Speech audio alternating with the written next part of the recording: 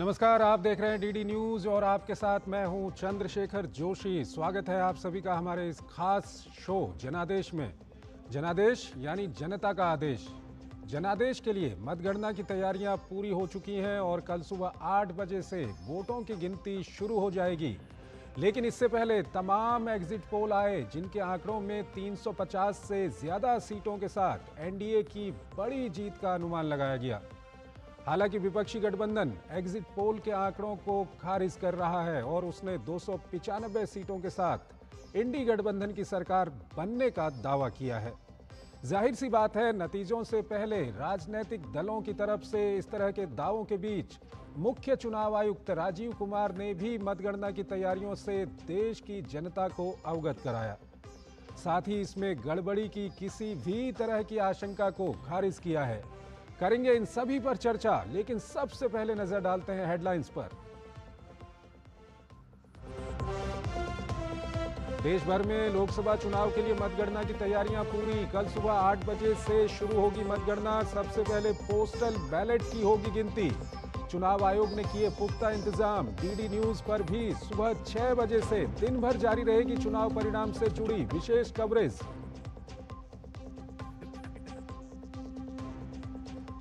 चुनाव आयोग ने लोकसभा चुनाव 2024 को बताया ऐतिहासिक। रिकॉर्ड वोटिंग के लिए मतदाताओं को सलाम। कहा, मतगणना में पारदर्शिता का रखा जाएगा पूरा ध्यान। बहुदलीय प्रतिनिधिमंडल द्वारा उठाए गए सभी मुद्दों का किया समाधान। वोटर टर्नआउट में गड़बड़ी की आशंकाओं को बताया निराधार।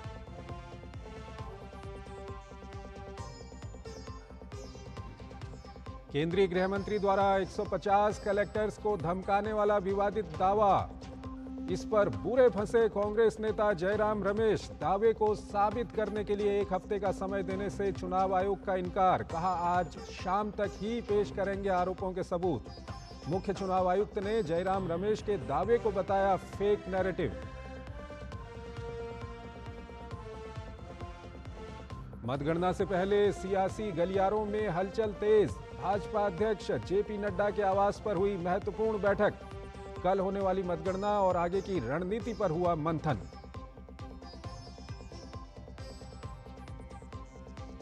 एग्जिट पोल पर विपक्षी नेताओं की टिप्पणियों पर भाजपा का पलटवार। कहा, विपक्ष के नेता निराशा में दे रहे हैं बयान। कांग्रेस नेता सोनिया गांधी ने कहा, 4 जून तक करें इंतजार। एग्जिट पोल अनुमानों पर अंतर्राष्ट्रीय मीडिया में भी काफी चर्चा।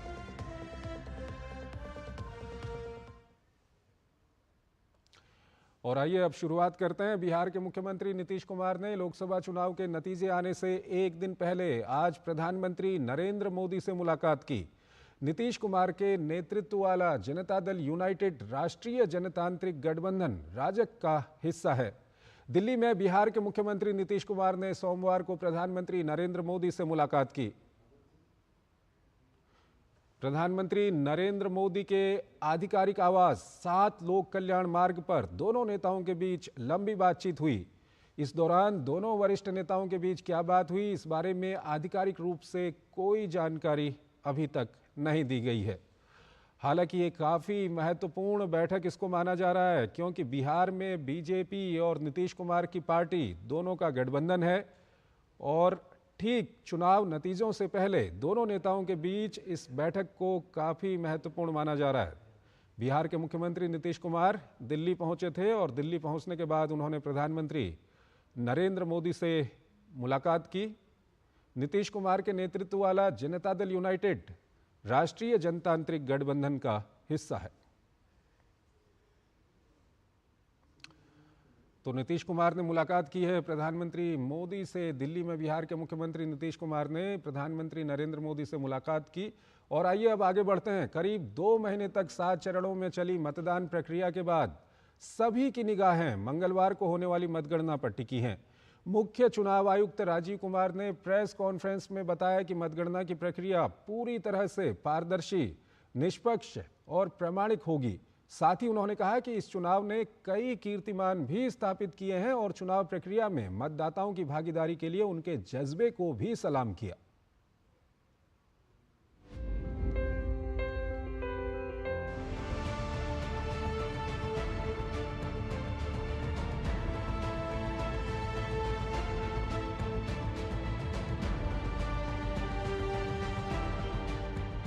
करीब 2 महीने तक 7 चरणों में चली मतदान प्रक्रिया के बाद सभी की निगाहें मंगलवार को होने वाली मतगणना पर टिकी हैं। मतगणना को लेकर किसी भी तरह की आशंका चुनाव आयुक्त राजीव कुमार ने अपनी प्रेस कॉन्फ्रेंस में बताया कि मतगणना की प्रक्रिया पूरी तरह से पारदर्शी, निष्पक्ष और प्रामाणिक होगी। उन्होंने कहा कि संपूर्ण मतगणना प्रक्रिया पूरी तरह से मजबूत है। ये घड़ी की सटीकता के समान काम करती है। सबसे पहले पोस्टल बैलेट की गिनती शुरू होगी, उसके आधे घंटे बाद ही ईवीएम की गिनती शुरू की जाएगी। मतगणना प्रक्रिया के हर चरण में उम्मीदवार की भागीदारी होगी। पोलिंग बूथ पर ईवीएम की यूनिक संख्या का प्रयोग किया गया है। पोलिंग एजेंट की मौजूदगी में ईवीएम को सील किया गया है। मतगणना के दौरान उसका मिलान किया जाएगा। स्ट्रांग रूम को सील कर त्रिस्तरीय सुरक्षा व्यवस्था रखी गई, जिसकी 24 घंटे सीसीटीवी निगरानी भी रखी गई है। मतगणना के दौरान डाले गए कुल मतों की संख्या का मिलान फॉर्म 17C से किया जाएगा। पोलिंग के शुरू होने और समाप्त होने के समय और तिथि को भी ईवीएम से सत्यापित किया जाएगा। समूची काउंटिंग प्रक्रिया की सीसीटीवी से निगरानी की जाएगी। हर चरण की मतगणना के बाद मतगणना का आंकड़ा डिस्प्ले स्क्रीन पर दिखाया जाएगा। कुल मिलाकर मतगणना की प्रक्रिया पूरी तरह से पारदर्शी होगी और पूरे सिस्टम में पक्षपात या हेरफेर की कोई गुंजाइश नहीं है।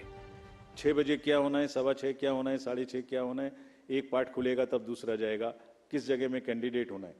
काउंटिंग का भी ऐसे ही पूरा प्रोसेस कोडिफाइड है। जस्ट एक पिक्चर देखिए थोड़ी सी, 10.5 लाख बूथ, उस पर एक हॉल में 14 टेबल, टेबल के पीछे में पोलिंग पर्सनल, टेबल के सामने में हर कैंडिडेट के पोलिंग एजेंट्स। 8,000 से ऊपर कैंडिडेट्स हैं। 10.5 लाख बूथ पे 3 भी अगर पोलिंग एजेंट्स हम एक काउंटिंग सेंटर में मान लें, उसके हिसाब से हर टेबल पे तो करीब करीब 30 से 35 लाख लोग बाहर हैं।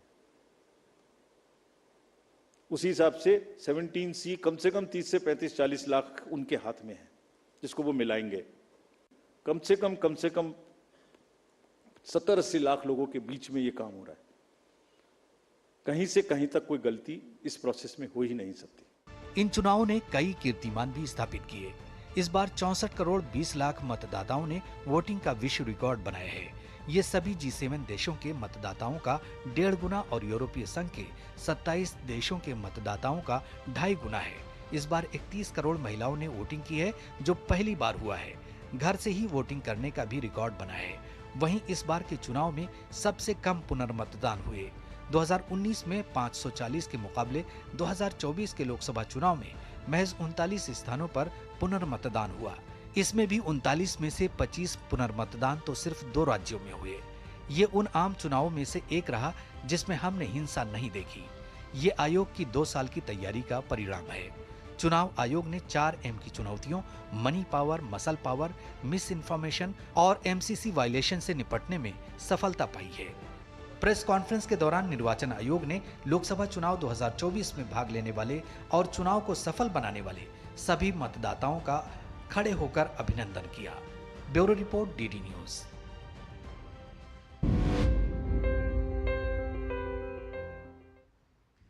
एक छोटा सा ब्रेक लेते हैं यहाँ पर।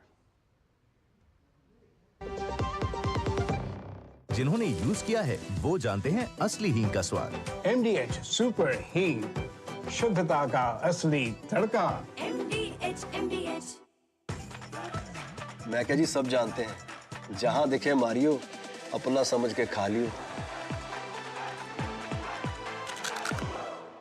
Curiosity can take you to some out of the world places. Curious about this place? Scan this QR code before I take it off with my Seat tires. Seat, crafted for the curious. Doctor ortho oil के regular massage से joint healthy रहते हैं। और अगर problem बहुत पुरानी है तो डॉक्टर ऑर्थो कैप्सूल्स साथ लेना ना भूलें। अब दर्द भी घुटने टेकेगा। अब छोलिया हो या लोबिया, सफेद चने या काले चने, सब कुछ मजेदार बने।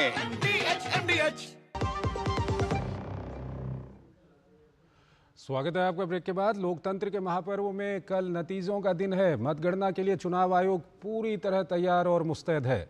मुख्य चुनाव आयुक्त राजीव कुमार ने कहा कि 2 जून को बहुदलीय प्रतिनिधिमंडल ने मतगणना को लेकर जो कुछ मांग की थी उनका समाधान कर दिया गया है। उन्होंने ये भी कहा कि बीते 70 सालों से चुनाव आयोग ऐसा करता रहा है। मतगणना से पहले प्रेस से रूबरू हुए मुख्य चुनाव आयुक्त ने शायराना अंदाज में आरोपों के जवाब दिए।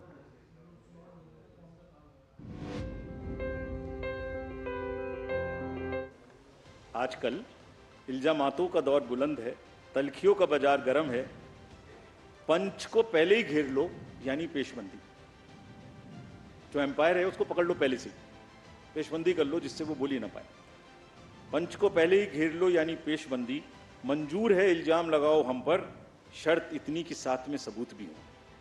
मुख्य चुनाव आयुक्त राजीव कुमार जब लोकसभा चुनाव के 7 चरणों के मतदान के बाद और मतगणना से पहले प्रेस से रूबरू हुए तो शायराना अंदाज में आरोप लगाने वालों को जवाब दिया। बीच में एक हवा चली कि एआरओ कोई टेबल पे काउंटिंग एजेंट का बैठना मना कर दिया।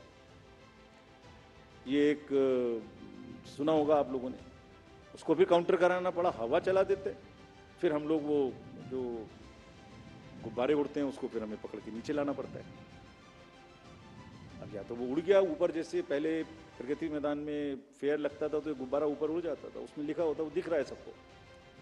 अब या तो उसे शूट करें या नीचे लाएं, तो फिर उसे शूट करने में देर लगी।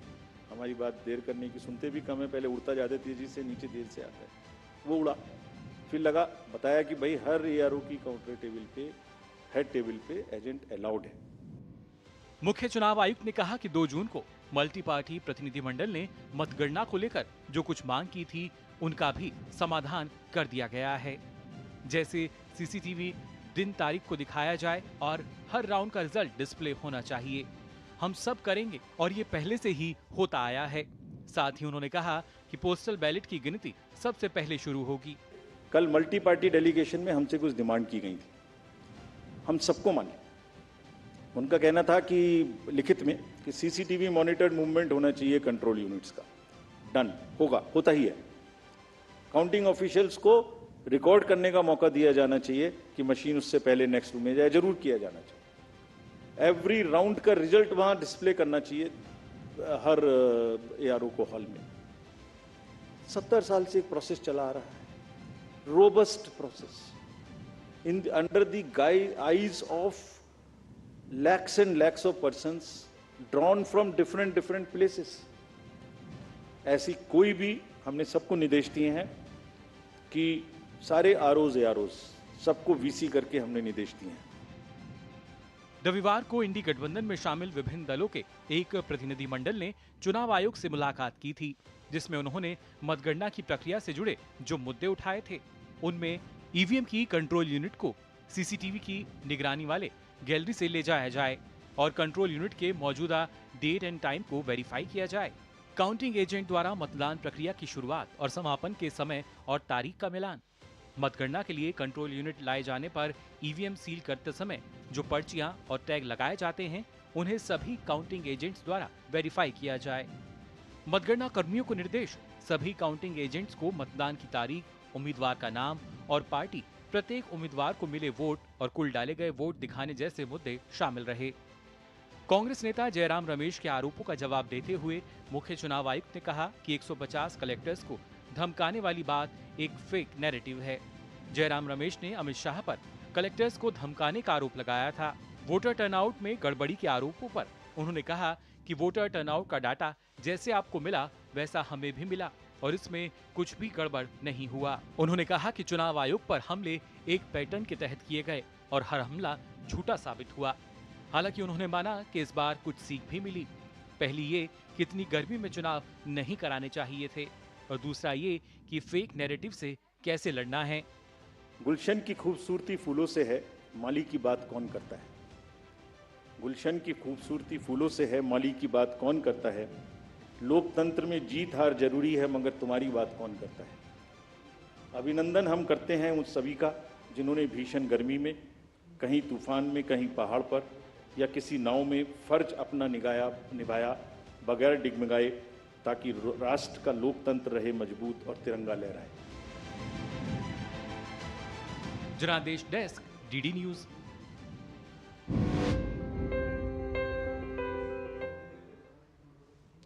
और चुनाव आयोग ने क्या कुछ कहा और कल मतगणना को लेकर के क्या कुछ तैयारियां हैं। हमारे साथ दो विशेष मेहमान यहां पर जुड़ रहे हैं। हमारे साथ अक्षय राउत हैं, पूर्व महानिदेशक हैं चुनाव आयोग के, साथ ही साथ हमारे साथ अनिल बंसल हमारे साथ जुड़ रहे हैं, वरिष्ठ पत्रकार हैं। साथ ही साथ ऋषि कुमार हमारे संवाददाता भी हमारे साथ जुड़ रहे हैं।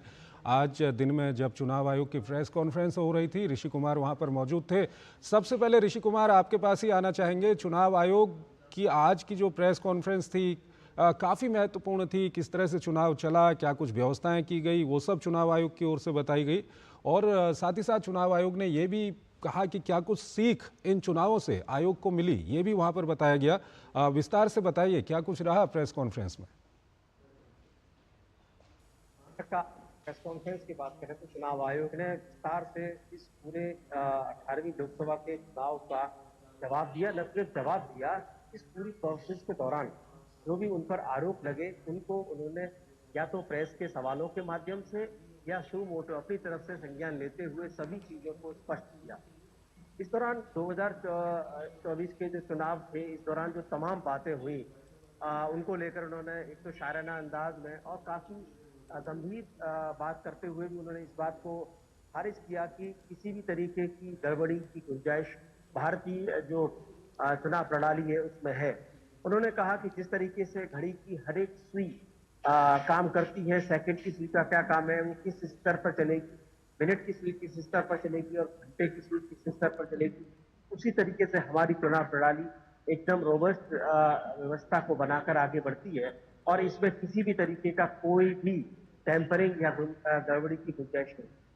जहां तक तमाम जो बातें रही, खासतौर से विपक्ष के द्वारा जो आरोप लगाए गए थे, उनको एक तो उन्होंने तहे दिल से कहा कि हम इसको स्वीकार करते हैं और ये स्वीकार सिर्फ उनके कहने से नहीं करते हैं, बल्कि ये पहले से ही इस्टेब्लिश फैक्ट है कि चुनाव आयोग जो वो मांग कर रहे हैं वो पहले से ही करता है। दूसरी बात ये कि ये जो फेक नैरेटिव वाला जो कंसेप्ट था, उन्होंने कहा कि हम इस मामले में थोड़ा सा चूक गए कि इस फेक नैरेटिव के लिए हमने कोई खास इंतजाम नहीं किए। उन्होंने कहा कि हमने इंतजाम तो इस बात के किए थे कि कैसे बेहतर चुनाव कराए जाए, हमने तो इंतजाम इस बात के किए थे कि कैसे अगर कोई बाहर की सरहद से बाहर का कोई फेक नैरेटिव हो तो उससे कैसे निपटा जाए, और इस मामले में वो सफल भी रहे। लेकिन उन्होंने कहा कि घर के अंदर ही जब फेक नैरेटिव बनाए गए तो ये प्रेस कॉन्फ्रेंस करना जरूरी था, उन सब बातों का जवाब देना जरूरी था जो कि बेवजह उठाए गए, शक के आधार पर उठाए गए। तो इस प्रेस कॉन्फ्रेंस का सीधा सीधा मकसद था कि आयोग को जो फ्री एंड फेयर इलेक्शन कराने का जो उनको अधिकार और कमिटमेंट का है संविधान में, उन्होंने इस बात को अपनी प्रेस कॉन्फ्रेंस के माध्यम से एस्टैब्लिश करने की कोशिश की कि हम इस बात को पूरी शिद्दत के साथ निभा रहे हैं और हम इसमें किसी भी तरीके की पार्टी नहीं है। हमारे लिए कौन जीतता है कौन हारता है इससे कोई मतलब नहीं होता है, और ये आज का नहीं है, ये हमेशा से ही चुनाव आयोग का काम रहा है। इसी वजह से देश में सत्ताओं का परिवर्तन हुआ है। ये जो पूरी की पूरी बात है, जिसमें खासतौर से जो बड़े बड़े आरोप भी थे, उनको भी उन्होंने कहा कि बेवजह सबूत के आप जब कोई आरोप लगाते हैं तो उनका क्या हश्र होता है। उन्होंने कहा कि गुब्बारे में हवा भरने की तरह होता है। तो चुनाव आयोग ने एक तरीके से आज पूरे देश की जनता के सामने इस बात को एस्टैब्लिश किया कि आयोग एक गंभीर प्रयास के तहत देश में चुनाव कराता है और इसमें किसी भी तरीके की कोई भी गड़बड़ी की या कहे कि इसमें किसी भी तरीके की। ठीक है ऋषि, अक्षय राउत जी हमारे साथ जुड़े हुए हैं, वो चुनाव आयोग के साथ लंबे समय से वो रहे हुए हैं, उनके पास हम चलेंगे। अक्षय राउत जी, अगर हम भारत के चुनावों की बात करें तो दुनिया के चुनावों से इसको किस तरह से हम अलग से देख सकते हैं? जो आपको अभी बताया गया, जो पॉजिटिव लिस्ट आपके सामने दिया गया कमीशन की तरफ से, ऐसे 7 फेज की चुनाव के दौरान तो बहुत सारी चीज नजर में आ गया था। इससे ये पता लगता है कि जो भारत की जो चुनाव है कितना अनोखा है। इसका साइज बोलिए, क्वालिटी बोलिए, दोनों चीज, खाली क्वांटिटी नहीं क्वालिटी बोलिए। जैसे आज जिक्र हुआ कि वोटिंग कितना हुआ, एब्सोल्यूट नंबर में तो ये वर्ल्ड के रिकॉर्ड है, 64.2 करोड़, ये है वर्ल्ड के रिकॉर्ड। वुमेन पार्टिसिपेशन भी वर्ल्ड के रिकॉर्ड है, एब्सोल्यूट नंबर में तो रिकॉर्ड है। उसके बाद आप अगर सोचेंगे कि particularly vulnerable tribal group participate किए, ग्रेट निकोबर के शोम्पेन ट्राइब पहली बार वोट दिए, या 85 ईयर ओल्ड को घर से वोट दिलाने का जो सुविधा दी गई और उसको जो उन्होंने अवेल किया, और बहुत सारे चीज ऐसे रहा है जो कि तरह तरह जैसे कि मान लीजिए छत्तीसगढ़ वगैरह की जो एलडब्ल्यू इलाके से पहली बार पोलिंग स्टेशन लगा के वोट लाया गया। अब मणिपुर जम्मू एंड कश्मीर का थोड़ी सी आप भूलना नहीं चाहिए। जम्मू एंड कश्मीर में जो एक उत्साह दिखा गया है और जो जिस तरह से डेमोक्रेटिक पार्टिसिपेशन हुआ 58% से भी ज्यादा है, ये सब एक मिसाल है दुनिया के लिए। क्योंकि दुनिया में तरह तरह की बात होता है, तरह तरह की इलेक्शन होता है। हमने देखा है कि जैसे यूएस में किसी इलेक्शन को, लास्ट इलेक्शन को थोड़ा नकारा गया। जब ब्राजील का इतिहास हम देख रहे हैं, ब्राजील में भी इलेक्शन के बाद क्या गड़बड़े हुए, लेकिन हमारे इलेक्शन एक गोल्ड स्टैंडर्ड बताया गया है और वो गोल्ड स्टैंडर्ड 2024 में तंदुरुस्त तरीके से और भी कायम रहा। उसका एक पॉजिटिव लिस्ट आपको देखने मिला जब इलेक्शन कमीशन ने प्रेस कॉन्फ्रेंस किया। तो ये पॉजिटिव लिस्ट जो है लंबी है और एक के बाद एक सीख मिलता है। और हर चुनाव के बाद आप 70 इयर्स के इतिहास ने का जिक्र किया गया। इसमें 17 लोकसभा चुनाव हो गए, 400 से ज्यादा हो गए असेंबली इलेक्शन। लेकिन हमेशा हमेशा हमारी जो क्वालिटी ऑफ इलेक्शन है, इसमें इसका पर कोई क्रेडिबिलिटी जो है, जो लूजर है वो भी नमस्ते करके कुर्सी छोड़ के चला जाता है। कोई कभी इसके ऊपर कोई शंकाएं नहीं हुई है अभी तक। और ये जो प्रश्न कभी कभी आते हैं, जो प्रश्न डेमोक्रेसी में आना, इलेक्शन मैनेजमेंट में आना स्वाभाविक है, आना भी चाहिए और आने से उसका जवाब भी देना चाहिए। लेकिन जो डिस्ट्रस्ट की माहौल अगर कुछ क्रिएट किया जाए तो वो सही नहीं है। शायद वो सीईसी उसकी तरफ भी इशारा कर रहे थे कि ऐसे नहीं कि आप गुब्बारा छोड़िए आसमान में, कुछ बोलते रहिए।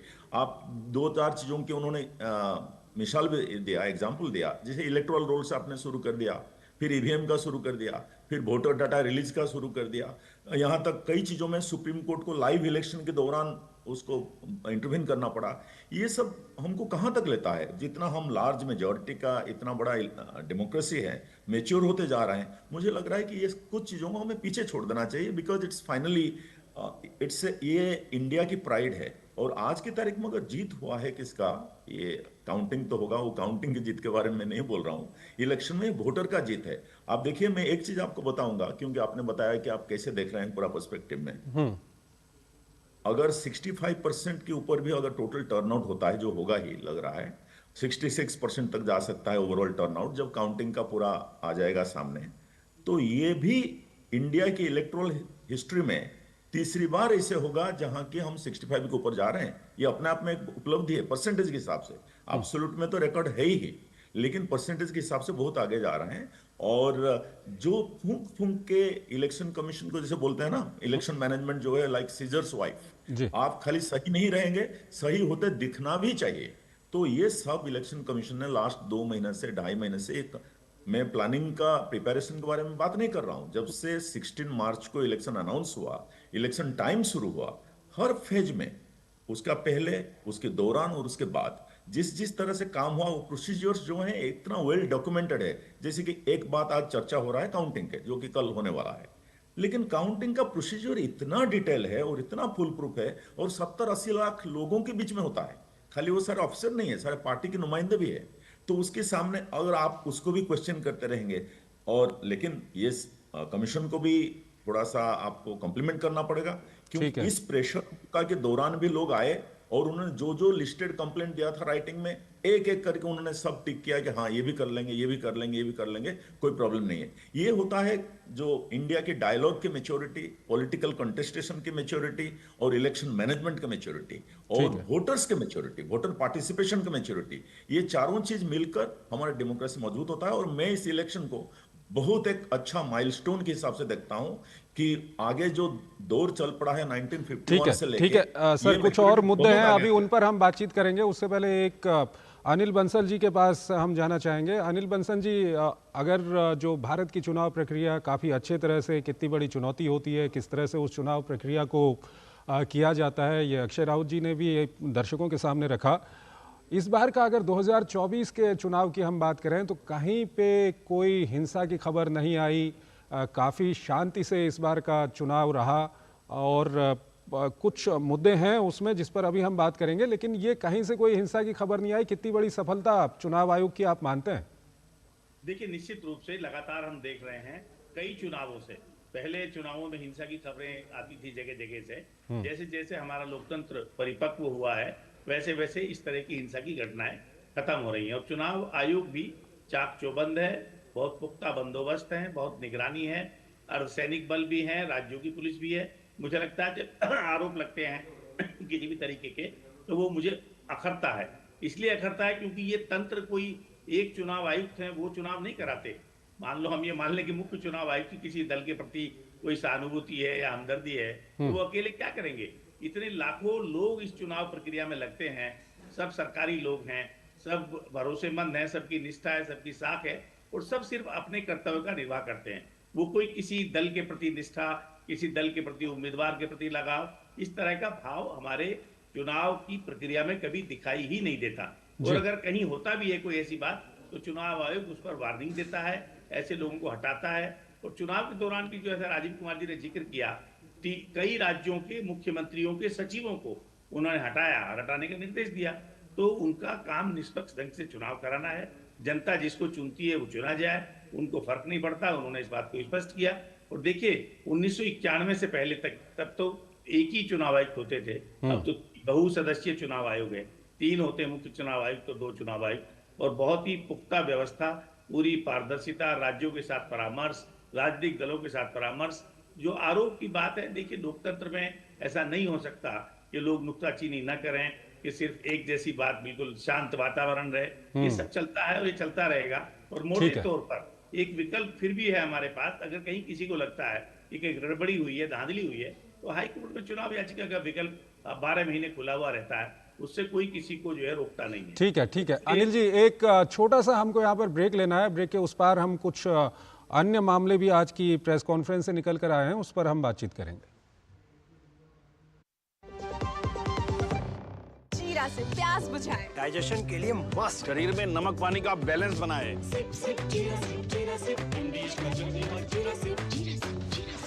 तेरी होने वाली मदर इन लॉ कुछ ज्यादा ही ट्रेडिशनल है। ट्रेडिशनल लोग ज्यादा इमोशनल होते हैं। तो भाई साहब, अब कोई किसी की लाइफ में आग नहीं लगा पाएगा। समर कूल, जो हर दिल करे कबूल।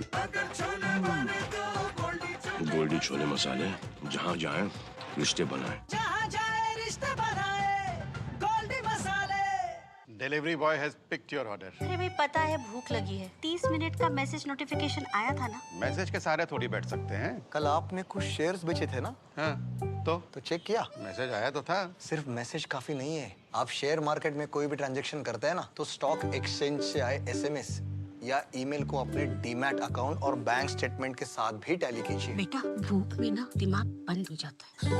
सोचकर समझकर इन्वेस्ट कर, स्वाद से सबको दीवाना कर दे, दीवाना कर दे। पता का चाय, गजब का स्वाद। स्वागत है आपका ब्रेक के बाद। कल मतगणना है और आज चुनाव आयोग की ओर से एक प्रेस कॉन्फ्रेंस की गई, जिसमें बताया गया कि किस तरह से ये चुनाव चला, कितनी बड़ी चुनौतियां सामने थी, किस तरह से सब व्यवस्थाएं की गई। हमारे साथ 2 विशेष मेहमान यहाँ पर जुड़े हुए हैं। हमारे साथ हमारे संवाददाता ऋषि कुमार भी यहाँ पर जुड़े हुए हैं। अनिल बंसल जी वरिष्ठ पत्रकार हैं, उनके पास हम चलेंगे। अनिल बंसल जी, इस बार के 2024 के चुनाव में जब शुरुआत से ही एक तथ्य सामने आया था कि वोटिंग परसेंटेज जो है वो कम हो रही है, और उसके बाद आज चुनाव आयोग ने भी इस तरफ इशारा किया है कि गर्मी के समय में थोड़ा सा ये मतदान नहीं करवाना चाहिए। क्या कुछ कहेंगे आप? देखिए, चुनाव आयोग के पास चॉइस कहाँ थी? अगर मई में नई सरकार का गठन होना है जून में, तो आपको अप्रैल और मई में, मार्च में हमारे यहाँ परीक्षाएं होती है ज्यादातर राज्यों में बोर्ड की। तो चुनाव आयोग को तो ये सब देखना पड़ेगा, जो तंत्र है, जो व्यवस्था है, वो कब उपलब्ध हो सकती है। तो ये तो एक जमाना था पुराना, जब हम लोकसभा का इतिहास देखेंगे, अक्टूबर नवंबर में चुनाव हुआ था। फिर 2004 में थोड़ा चुनाव प्रीपोन कराया, 6 महीने पहले मध्यावधि चुनाव कराया सरकार ने। तो इस कारण ये अप्रैल मई की नौबत आई। पर चुनाव आयोग को निष्पक्ष चुनाव हो सके, पारदर्शी हो सके, लंबी प्रक्रिया, बड़ा देश है, 543 लोकसभा सीटें हैं और इतने करोड़, यानी लगभग 95-96 करोड़ से ज्यादा मतदाता जिस प्रक्रिया में भाग लेते हैं, तो वहां ऐसा तो है नहीं कि आप एक फेस में चुनाव करा दे, 2 फेस में करा दे, 7 फेस में चुनाव कराना। और जो मशीनरी है, अभी आप इतना बड़ा प्रदेश, 80 लोकसभा सीटों का प्रदेश उत्तर प्रदेश है, और ऐसे ही बंगाल है, महाराष्ट्र है। तो चुनाव आयोग की व्यवस्था है, मजबूरी है, और 2 चीजें आपको इंश्योर करनी है। आप निष्पक्षता और पारदर्शिता इंश्योर करना चाहते हैं तो ये सब चीजें आपको करनी पड़ेगी। ये बात उन्होंने सही कहा कि गर्मी है, पर पिछली बार ठीक है, लेकिन कुछ सॉल्यूशन तो निकालना पड़ेगा, क्योंकि हीट स्ट्रोक की वजह से कई लोग मारे गए। अक्षय राउत जी के पास हम चलेंगे, वो लंबे समय तक चुनाव आयोग के साथ रहे हुए हैं। अक्षय राउत सर, क्या कुछ इसका सॉल्यूशन हो सकता है? चंद्रशेखर, आप जैसे जानते हैं वोटर पार्टिसिपेशन और टर्नआउट के साथ मेरा कुछ खास जुड़ाव है, इसी भी जानते हैं, तो ये मैं उसको एक अलग तरह से देखूंगा। ये अच्छी बात है कि कमीशन का एक ह्यूमिलिटी इंट्रोस्पेक्शन है। उन्होंने बोला कि हाँ, ये एक सीख है कि हम थोड़ी सी देखेंगे कि गर्मी के साथ इसको क्लाश नहीं हो, पहले करेंगे, शायद छोटी भी करेंगे, ये एक सीख है। लेकिन आप सोचिए कि हमारे जो एस्पिरेशन है ना टर्नआउट का, ये रिसेंट है। अभी अभी हमारा पूरा कंट्री का हो चाहे इलेक्शन कमीशन का हो, एस्पिरेशन बढ़ा है। आप देखिए, अगर ऐतिहासिक तौर पर देखा जाए तो 51 से लेकर अभी तक जितना चुनाव हुआ है, 55, 60, कभी 60 से कम, 55 से भी कम चुनाव का प्रतिशत रहा है टर्नआउट का। लेकिन जब 2014 से एक उन्होंने इलेक्शन कमीशन ने एक स्वीप का जो एक इनिशिएटिव शुरू किया, उसके बाद 66.44% हुआ। उसके बाद 2019 में उससे थोड़ी सी और बढ़ के करीब 67.4% हुआ। इसीलिए सबको लगता है कि हाँ, आगे आगे और बढ़ना चाहिए। बढ़ना भी चाहिए, क्यों नहीं बढ़ना चाहिए? जितना होगा तो हमारा, जैसे कि मान लीजिए कॉन्स्टिट्यूशनल फादर्स हमें दिया यूनिवर्सल अडल्ट सफरेज का अधिकार दिया, तो यूनिवर्सल वोट भी होना चाहिए एक हिसाब से तो। और उसमें लेकिन माइग्रेंट वर्कर्स के आ जाता है प्रॉब्लम, अर्बन अपैथी का प्रॉब्लम आ जाता है, यूथ थोड़ा उदासीन रहता है। लेकिन 65 से अगर ऊपर आता है, ये मत भूलिए कि ये one of the best turnouts, जो हमारा इतिहास के एक बेस्ट टर्नआउट 2024 का फिर भी माना जाएगा। और जैसे एब्सोल्यूट नंबर में तो रिकॉर्ड है, और पार्टिसिपेशन और हो तो शहर के लोग थोड़ा सोचें, यूथ थोड़ा आगे बढ़कर आए, ये जरूर अच्छी बात है। गर्मी के साथ क्लास नहीं हो, लेकिन जैसे अनिल जी अभी बता रहे थे, ये कोई साधारण बात नहीं है, ये बहुत कॉम्प्लेक्स है। शेड्यूल जो बनता है इलेक्शन कमीशन का, 25 चीजों को ध्यान में रखा जाता है, और उसमें कभी कुछ हो पाता है, कभी कुछ हो नहीं पाता है। और गर्मी के बारे में आप बात किया, मैं ये देखा है कि इस इलेक्शन के दौरान हर फेज में जैसे IMD के साथ कंटिन्यूसली बात करना, एक स्पेशल कमेटी का गठन करना और तरह तरह के इंतजाम करना, ये सब बहुत चीज हुआ है। और पहले 1 और 2 फेज के बाद आप देखे होंगे 3rd, 4th, 5th पेज में जरूर पार्टिसिपेशन टर्नआउट जो है बढ़ा है। इसलिए तो हम लोग करीब करीब 66% तक पहुंच गए हैं, और ये अच्छी टर्नआउट है। आगे हो तो और भी अच्छा रहेगा। और इसका जैसे आज CEC साहब जिक्र कर रहे थे, इस बार जितना प्रोबोनो कोलैबोरेशन हुआ है, जैसे बहुत सारे इंडिया पोस्ट हो, सिविल एविएशन की, रेलवेज हो, सिविल एविएशन हो, बहुत कॉर्पोरेट्स हो, सिविल सोसाइटी हो, स्टार्टअप्स हो, एग्रीगेटर्स हो, सारे लोग मिलकर कैंपेन जो होता है स्वीप का। ठीक है सर, हमारे पास थोड़ा सा समय कम है, हम ऋषि कुमार के पास चलेंगे। ऋषि, आज चुनाव आयोग की ओर से एक ये स्वीकार किया गया है कि चुनाव आयोग गलत मतदाता सूची और मतदान के आंकड़ों के बारे में जो झूठी कहानियां हैं उसको समझने में विफल रहा, फेक नैरेटिव की बात की, तो क्या कुछ इसके लिए आगे कदम उठा सकता है आयोग? बिल्कुल, देखिए उन्होंने इस बात को स्वीकारा, और जो जब उनसे पूछा गया कि क्या आपने सीखा, क्या आपके सामने चुनौतियां रही, तो उन्होंने चुनौतियों में इस बात को शामिल किया कि जो फेक नैरेटिव था उसको तोड़ पाने में हालांकि वो सफल रहे, लेकिन वो लगातार बनता भी रहा। और इसी वजह से उन्होंने इस मामले में कहा कि ये होना तो नहीं चाहिए था, लेकिन आगे से इन सब चीज़ों को लेकर वो ध्यान रखेंगे। क्योंकि उन्होंने फेक न्यूज़ पर तो उन्होंने कहा कि हमने कंट्रोल कर लिया, और इस तरीके की जो तमाम फ्री पीस की जो घटनाएं होती थी उस पर कंट्रोल हुआ, हिंसा पर कंट्रोल हुआ। तो जो चुनाव आयोग का मुख्य काम है वो उन्होंने पूरी तरीके से किया, लेकिन चुनाव आयोग के ऊपर ही जब कोई हमला होता है तो उसको लेकर उन्होंने कहा कि उसकी उन्हें उम्मीद नहीं थी कि ऐसा हो सकता है। तो इसी वजह से इसको लेकर उन्होंने जरूर कहा कि आगे हमें देखना होगा किस तरीके से इस पर कोई समाधान, या क्योंकि इसमें सबसे बड़ी ताकत जनता ही होती है, वो जितना ज्यादा समझेगी इस तरीके की चीजें उतनी कम होगी। ठीक है, शुक्रिया आप तीनों का, बहुत बहुत शुक्रिया हमारे इस कार्यक्रम में हमारे साथ जुड़ने के लिए। और अब हम दर्शकों को आगे लिए चलते हैं, अगली खबर की ओर दर्शकों को लिए चलते हैं। देश के सबसे बड़े सार्वजनिक प्रसारणकर्ता दूरदर्शन के चैनलों और आकाशवाणी पर मतगणना की पल पल की अपडेट जानकारी देने के लिए व्यापक तैयारी की गई है। DD न्यूज़ पर सुबह 6 बजे से ही मतगणना से जुड़े कार्यक्रम की शुरुआत होगी। डीडी इंडिया चैनल के साथ डीडी के क्षेत्रीय चैनल भी मतगणना की पल पल की जानकारी देंगे। आकाशवाणी ने भी मतगणना की जानकारी के लिए पूरी तैयारी की है। लोकसभा निर्वाचन 2024 की मतगणना का कार्य संपन्न होगा और इस कार्य के विस्तृत और गहन कवरेज के लिए प्रसार भारती द्वारा पूरी व्यवस्था की गई है। दूरदर्शन पर हमारे डीडी न्यूज़, डीडी इंडिया और हमारे सभी प्रादेशिक चैनलों पर इसकी कवरेज कल सुबह से ही आरंभ हो जाएगी। डीडी न्यूज़ पर कल सुबह 6 बजे से विजय चौक से एक कार्यक्रम होगा जिसमें मतगणना के पूर्व के 2 घंटे के समय में एक ओवरव्यू दिया जाएगा और तत्पश्चात हम अपने स्टूडियो में शिफ्ट कर जाएंगे और स्टूडियोज से और हमारे कोरेस्पोंडेंट्स के नेटवर्क के माध्यम से देश के कोने कोने से प्रत्येक मतगणना केंद्र से जो भी अद्यतन जानकारी है वो दर्शकों तक पहुंचाई जाएगी। तो लोकसभा चुनाव 2024 की मतगणना 4 जून को होने वाली है। देश के विभिन्न राज्यों में मतगणना के पहले सुरक्षा के पुख्ता इंतजाम किए जा रहे हैं। मध्य प्रदेश के भोपाल में मतगणना से पहले क्या क्या इंतजाम किए गए हैं, इसका जायजा लिया हमारे संवाददाता अजीत द्विवेदी ने।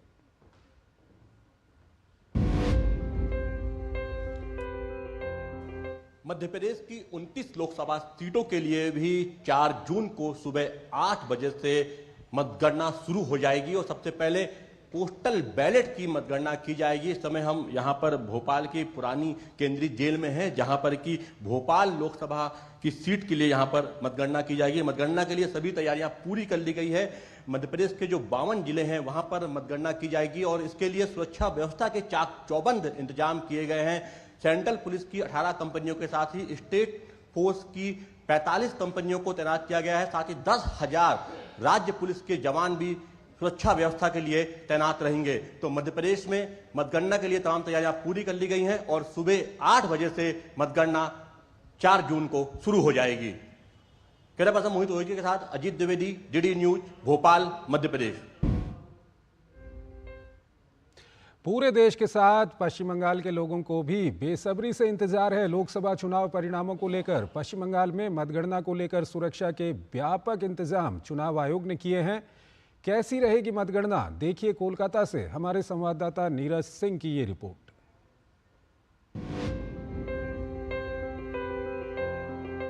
चार जून का इंतजार देश के तमाम लोग कर रहे हैं और उसी तरीके से पश्चिम बंगाल के लोग भी बेसब्री से इंतजार कर रहे हैं कि कल ईवीएम खुलेंगी और किस पॉलिटिकल पार्टी को यहां से ज्यादा सीटें मिलेंगी। चुनाव आयोग ने इसके लिए व्यापक इंतजाम भी किए हैं, सुरक्षा व्यवस्था रहेगी। इसके अलावा जो तमाम एजेंट हैं उम्मीदवारों के, वो जो काउंटिंग सेंटर हैं वहां पर मौजूद रहेंगे 70-80 फॉर्म के साथ और वो देख सकते हैं कि किस तरीके से जो ईवीएम है उनमें मतों की जो गणना है वो की जाएगी। सबसे पहले जो बैलेट पेपर हैं वो खुलेंगे और उसके बाद ईवीएम की गणना शुरू होगी।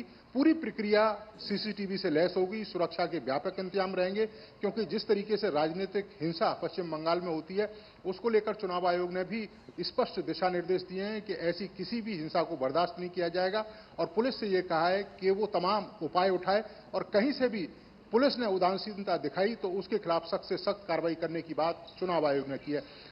कल जब ईवीएम खुलना शुरू होंगी तो ये तय होगा कि पश्चिम बंगाल से किस पॉलिटिकल पार्टी ने ज्यादा से ज्यादा सीटें जीती हैं। कैमरामैन सेंथिल के साथ नीरज सिंह, डीडी न्यूज, कोलकाता।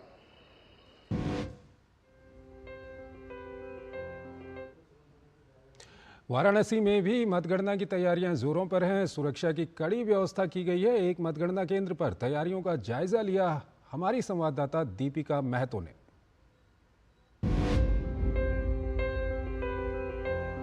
प्रधानमंत्री नरेंद्र मोदी की बहुत ही इंपॉर्टेंट कॉन्स्टिट्यूएंसी यूपी की वाराणसी है और फिलहाल हम मौजूद हैं वाराणसी के पहाड़िया मंडी में।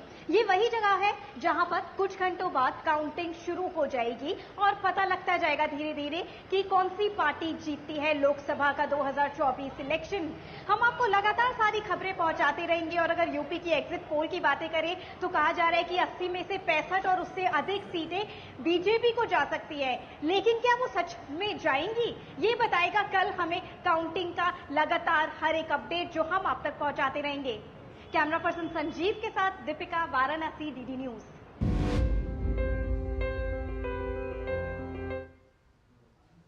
एक छोटा सा ब्रेक लेते हैं यहाँ पर। बढ़िया है, प्राकृतिक हल्दी, मिर्ची, धनिया। नहीं, मिर्ची, धनिया, हल्दी, MDH। मैं कैप्टन होता ना, ओपन कराता। अब हर कोई ओपन करेगा तो मैच कौन क्लोज करेगा? तो भाई साहब, अब कोई किसी की लाइफ में आग नहीं लगा पाएगा। समर कूल, जो हर दिल करे कबूल। Curiosity can take you to some out of the world places. Curious about this place? Scan this QR code before I take it off with my Seat tires. Seat, crafted for the curious. घुटना, कंधा या कमर, चाहे जैसा हो दर्द, doctor ortho आपको देता है दर्द से पूरी आजादी। ये कोई टेम्पररी पेन किलर नहीं, आयुर्वेदिक औषधि है। MDH का किचन किंग किचन में हो तो हम सब कुछ बना सकते हैं। बैंगन का भरता, आलू गोभी, भिंडी मसाला और भी बहुत कुछ। MDH। स्वागत है आपका ब्रेक के बाद। महाराष्ट्र में मतगणना की तैयारियां जोरों पर हैं। सुरक्षा की कड़ी व्यवस्था की गई है। मतगणना केंद्र पर तैयारियों का जायजा लिया हमारी संवाददाता श्यामा मिश्रा ने।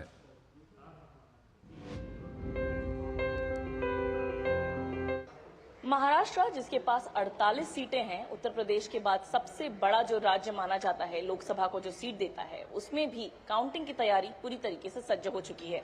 हम यहाँ पर सिवरी में हैं, जहाँ पर जो काउंटिंग सेंटर है, गाड़ी अड्डा करके कहा जाता है इस जगह को। यहाँ पर मुंबई के दक्षिण और मुंबई दक्षिण मध्य के 2 सीटों की काउंटिंग होनी है और पूरी तरीके से तैयारी हो चुकी है। आप देख सकते हैं पुलिस की बहुत ज्यादा संख्या में यहाँ पर बंदोबस्त लगाई गई है और इस तरीके से पूरे मुंबई की सीटें जहाँ काउंटिंग होने वाली हैं, वो पोलिंग सेंटर्स पूरी तरीके से सज्ज हो चुकी हैं और बाकी भी महाराष्ट्र की जो सीटें हैं वहां पर भी बंदोबस्त पूरी तरीके से की गई हैं, पूरी तरीके से तैयारी की गई है। और अब वेट सिर्फ इस बात का है कि कल जो आंकड़े सामने आते हैं वो क्या होते हैं, इसी पर सभी की निगाहें होंगी। कैमरा पर्सन कपिल मस्की के साथ श्यामा मिश्रा, डीडी न्यूज, मुंबई।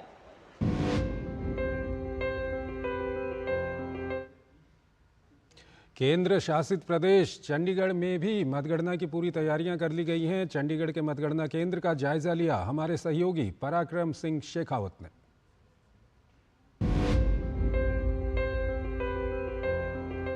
लोकसभा चुनाव 2024 में चंडीगढ़ संसदीय क्षेत्र के 6,47,000 मतदाताओं का जो मत प्रतिशत सामने आया वो 62.8% रहा। ये सराहनीय है और इसको लेकर के जो मतगणना है वो उसका इंतजार अब चंडीगढ़ की जनता को है। इस वक्त हम जो है मतगणना केंद्र पर मौजूद हैं। यहाँ पर 4 जून को सुबह 8 बजे से मतगणना शुरू होगी और ये जो तस्वीरें आप देख रहे हैं, ये यहाँ पर जो कैंडिडेट्स हैं, उनके जो पोलिंग एजेंट्स हैं, उनका ये पूरा रूम है और लगभग यहाँ पर तैयारियां पूरी हो चुकी हैं। 614 पोलिंग स्टेशंस की जो काउंटिंग है वो 15 दौर में पूरी होगी, मतलब 15 राउंड होंगे और उस 15 राउंड की काउंटिंग के बाद में ये स्पष्ट हो जाएगा कि चंडीगढ़ संसदीय क्षेत्र में जो जनता है उसने अपना जनादेश किसे सौंपा है। इस पोलिंग स्टेशन से पल पल की जानकारी डीडी न्यूज के जरिए हम आप तक पहुंचाते रहेंगे। कैमरा सहयोगी सौरभ के साथ पराक्रम सिंह शेखावत, चंडीगढ़, डीडी न्यूज। और आइए आपको कोलकाता और भोपाल लिए चलते हैं। हमारे 2 संवाददाता वहां पर मौजूद हैं। कोलकाता से हमारे साथ जुड़ रहे हैं नीरज सिंह और भोपाल से हमारे साथ जुड़ रहे हैं हमारे सहयोगी अजीत द्विवेदी। सबसे पहले हम नीरज के पास चलेंगे। नीरज, क्या कुछ तैयारियां हैं और लोग किस तरह से इंतजार कर रहे हैं कल के आंकड़ों का? देखिए, बिल्कुल चंद्रशेखर, बेसब्री से इंतजार है और पश्चिम बंगाल के लोगों का भी और देश भर के लोगों की निगाह तो लगी हुई है, लेकिन पश्चिम बंगाल के लोग भी चाह रहे हैं कि किस तरीके से इस बार चुनावी परिणाम निकलकर सामने आता है। हालांकि एग्जैक्ट जो पोल है उन्होंने जरूर ये बताया है कि किस पार्टी की संभावना पश्चिम बंगाल में ज्यादा है और भारतीय जनता पार्टी को 30 सीटों तक पश्चिम बंगाल में जो एग्जिट पोल है वो दे रहे हैं।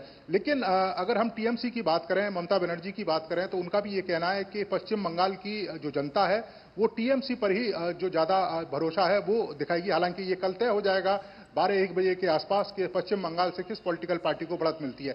दूसरा सबसे इंपॉर्टेंट है कि चुनाव आयोग ने जिस तरह के दिशा निर्देश यहाँ पर दिए हैं, चंद्रशेखर, जैसा कि आपको भी पता है कि चुनाव से पूर्व भी यहाँ हिंसा हुई है और चुनाव के बाद भी यहाँ पर भी कई सारी हिंसा की जो वारदातें वो हुई हैं।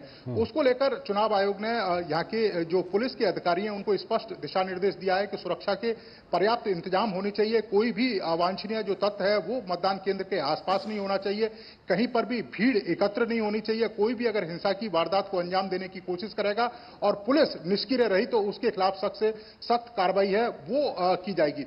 और अगर आप यहाँ के राजनीतिक परिदृश्य को देखें, ये जरूर है कि पश्चिम बंगाल में ममता बनर्जी एक बड़ा चेहरा है भारतीय जनता पार्टी की। अगर देखें तो स्थानीय स्तर पर उतना बड़ा जो नाम है वो पश्चिम बंगाल में नहीं है, लेकिन प्रधानमंत्री नरेंद्र मोदी का चेहरा और प्रधानमंत्री नरेंद्र मोदी की गारंटी को लेकर जिस तरीके से भारतीय जनता पार्टी पश्चिम बंगाल के चुनावों में उतरी, उसकी जो सफलता है वो यहाँ के जो नेता और जो कार्यकर्ता हैं वो कह रहे हैं कि वो सफलता मिलेगी। और उस सफलता के पीछे एक कहानी भी वो बताते हैं कि आप देखें 2014 में जब चुनाव हुए 2 सीट भारतीय जनता पार्टी जीतती है, 2019 में जब चुनाव हुए वही सीटों की संख्या बढ़कर 18 हो जाती है।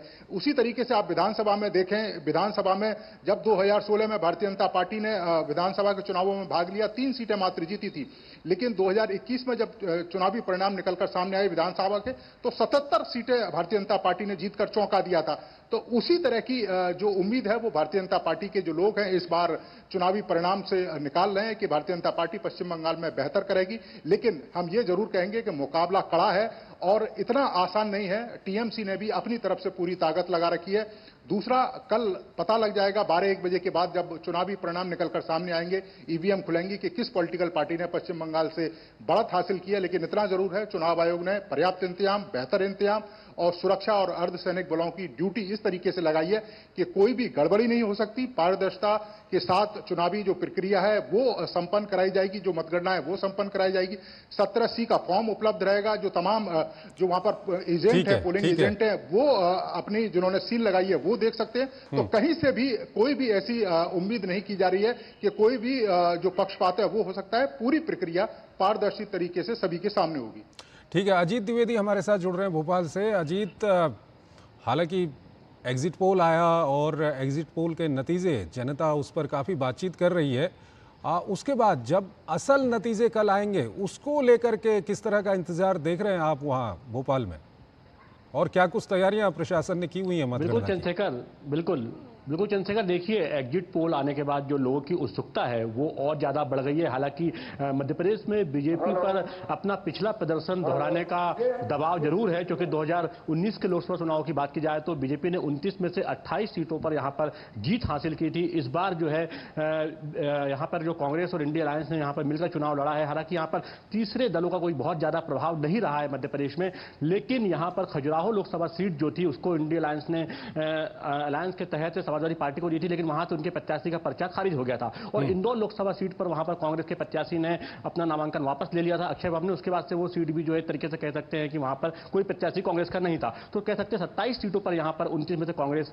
लड़ रही है और बीजेपी जो है 29 सीटों पर आमने सामने है। जिस तरीके से एग्जिट पोल आए हैं उसको देखते हुए कह सकते हैं कि अनुमान लगाया गया है कि 28 से 29 सीटें जो है बीजेपी को मिल सकती है, यानी कि जो पिछला प्रदर्शन है वो बीजेपी दोहरा सकती है। और इसके बाद लोगों में खाता उत्साह जो है वो बना हुआ। उत्साह इसलिए भी है क्योंकि हाल ही में विधानसभा चुनाव जो है मध्य प्रदेश में हुए थे और उसमें जिस तरीके से बीजेपी ने यहां पर अपनी जो है पकड़ बनाए रखी थी और उससे ज्यादा, यानी कि पिछले विधानसभा चुनाव से ज्यादा यहां पर सीटें लाकर 163 सीटें यहां पर लाकर 230 में से यहां पर एक बड़ा रिकॉर्ड बनाया था बीजेपी ने। तो उसको देखते हुए यहां पर अभी अनुमान लगाया जा रहा है कहीं ना कहीं बीजेपी का ही जो पलड़ा है वो भारी होता दिखाई दे रहा है। हालांकि हमने पूरे प्रदेश में लगभग पूरा इलेक्शन कवर किया है और जहां जहां हम गए हैं वहां तमाम जगहों पर जो है यहां पर बीजेपी और कांग्रेस के बीच ही मुख्य मुकाबला दिखाई दिया है हमें। अगर बात करें 4 जून को जिस तरीके से यहां पर सुरक्षा व्यवस्था के इंतजाम किए गए हैं, मध्य प्रदेश में जो 52 जिला मुख्यालय हैं वहां पर काउंटिंग की व्यवस्था की गई है और 116 जो है सेंट्रल ऑब्जर्वर यहां पर नियुक्त किए गए हैं, यानी 230 विधानसभा सीटें हैं तो हर विधानसभा सीट पर 2 ऑब्जर्वर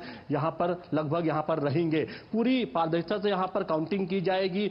हर जो राउंड की काउंटिंग होगी उसको बकायदा उसका डिस्प्ले किया जाएगा। साथ ही हर टेबल पर माइक्रो ऑब्जर्वर यहां पर लगाए गए हैं और साथ ही त्रिस्तरीय यानी 3 लेयर की जो यहां पर सिक्योरिटी यहां पर की गई है, जिसमें कि सेंट्रल फोर्सेस, स्टेट का जो स्पेशल फोर्सेस है और साथ ही जो पुलिस है वो यहां पर पूरी सुरक्षा व्यवस्था यहां पर चाक चौबंद की गई है। इस समय हम भोपाल के जो पुराने केंद्रीय जेल है वहां पर हम हैं और वहां पर भी तमाम सुरक्षा व्यवस्था आज शाम से ही चाक चौबंद हो चुकी है और इसी तरीके से पूरे जो 52 जिले हैं जहां पर की काउंटिंग होनी है वहां पर भी इसी तरीके से सुरक्षा व्यवस्था वहां पर की गई है और कोशिश की जा रही है कोई भी अनाधिकृत व्यक्ति जो है वो प्रवेश ना कर सके। ठीक है अजीत, नीरज, आप दोनों का बहुत बहुत शुक्रिया हमारे इस कार्यक्रम में हमारे दर्शकों को ये तमाम जानकारियां देने के लिए। एक छोटा सा ब्रेक लेते हैं यहां पर।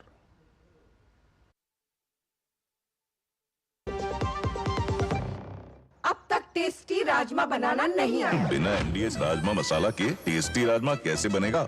MDH राजमा मसाला, क्या स्वादिष्ट राजमा बनाए।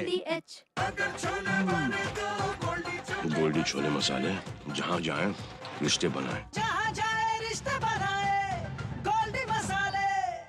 Curiosity can take you to some out of the world places. Curious about this place? Scan this QR code before I take it off with my Seat tires.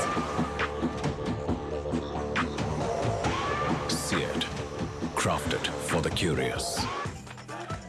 मैं क्या जी सब जानते हैं, जहां दिखे मारियो अपना समझ के खा लियो।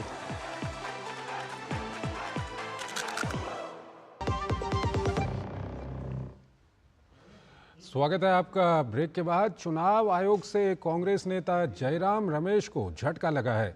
केंद्रीय गृह मंत्री अमित शाह द्वारा 150 कलेक्टर्स को धमकाने वाला विवादित दावा कर कांग्रेस नेता जयराम रमेश बुरी तरह फंस गए हैं। चुनाव आयोग ने जयराम रमेश से अपने दावे को साबित करने के लिए सबूत मांग लिया, पर अब वो इसके लिए 1 हफ्ते का समय मांग रहे हैं। लेकिन चुनाव आयोग ने जयराम रमेश को समय देने से इनकार करते हुए कहा है कि वो आज शाम 7 बजे तक ही अपने आरोपों के सबूत पेश करें। दरअसल कांग्रेस नेता जयराम रमेश ने भाजपा के वरिष्ठ नेता और केंद्रीय गृह मंत्री अमित शाह पर आरोप लगाया था कि मंगलवार को होने वाली मतगणना से पहले उन्होंने 150 जिला अधिकारियों को कॉल कर धमकाया है, जिसके बाद चुनाव आयोग ने जयराम रमेश से जवाब मांगा था। और वहीं कांग्रेस नेता जयराम रमेश द्वारा अमित शाह पर 150 से अधिक डीएम को कॉल करने और मतदान को प्रभावित करने जैसे आरोपों पर भाजपा कांग्रेस पर हमलावर हो गई है। भाजपा नेता सुधांशु त्रिवेदी ने कहा कि हार के डर से विपक्ष बौखला गया है। क्रिया को लेकर उठाए गए, आपने देखा कि चुनाव आयोग ने उसका युक्ति संगत और तकनीकी उत्तर दिया है। जो बातें मांगी गई थी डिमांड, वो सारी बातें पूरी हुई हैं। चुनाव की पराजय की निश्चितता ने ऐसा प्रतीत होता है कि विपक्ष के मन में एक विक्षिप्तता भर दी है। इसलिए इस प्रकार के आरोप कि 150 डीएम को फोन किए गए, चुनाव आयोग ने कहा बताइए, आपने संख्या कोट की है, संख्या कोट की है तो बताइए कौन है। तो कहते हैं 7 दिन का समय, उन्होंने कहा शाम तक दीजिए, क्योंकि आपने कहा ये चुनावी प्रक्रिया को प्रभावित करने वाला है। ये दर्शाता है किस प्रकार के अनर्गल बातें उन्होंने करने का प्रयास किया है। और वहीं मतगणना से पहले सियासी गलियारों में हलचल तेज हो गई। भाजपा अध्यक्ष जेपी नड्डा के आवास पर हुई महत्वपूर्ण बैठक में मंगलवार को होने वाली मतगणना और आगे की रणनीति पर मंथन हुआ। बैठक को लेकर भाजपा नेता विनोद तावड़े ने जानकारी देते हुए बताया कि मंगलवार को होने वाली मतगणना को लेकर बैठक में चर्चा की गई, साथ ही चुनाव के बाद आगे की रणनीति पर भी विचार विमर्श किया गया। राष्ट्रीय अध्यक्ष आदरणीय जगत प्रकाश नड्डा जी की उपस्थिति में, अध्यक्षता में आदरणीय रक्षा मंत्री राजनाथ सिंह जी, आदरणीय गृह मंत्री अमित शाह जी, पार्टी के महामंत्री, कुछ मंत्री ऐसे आज यहाँ इकट्ठा बैठकर कल की जो मतगणना है और जो चुनाव हुआ उसकी समीक्षा की एक बैठक हुई। चुनाव में 7 फेज में क्या वोटिंग रहा, कहीं ज़्यादा रहा प्रदेशों में, कहीं कम रहा, उसके क्या कारण रहे होंगे, वोटिंग जहाँ जैसे हुआ है उसकी भी समीक्षा की गई, उसकी भी चर्चा हुई। और सातों फेज के चुनावों की एक विस्तृत चर्चा आज हम सब ने बैठकर की।